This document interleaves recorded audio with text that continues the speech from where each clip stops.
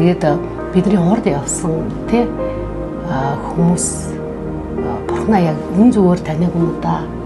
Яг ингээд нэг маш холцтой номлол, маш холцтой тэр бурхан тэр ямар нэг юм холцтой зүйлээр ажилддаг юм байна.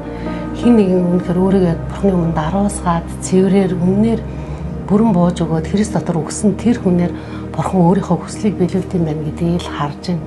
Тэгээд бид нар үнний хайрыг яг үннээр танаагүй байсан. Би бол яг хайр гэхээр нэрэл найлшаал гэсэн тэгэл ингээл нэг гомдоол тэгэл нэг бие биенээс уучлал гуйгаал ингээл нэг юм сэтгэлийн төвшөнд айгүйх юм хүний хайраар явж байсан байна. Үнний хайр бол үнэн хатуу, үнэн шударга байдаг.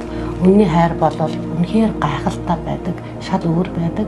Тэгээ үнний хайр эзнээс эмээгүй. Тэгээ Есүсийг яг төвөө болгож амьдраагүй тэр амьдрал бас сатан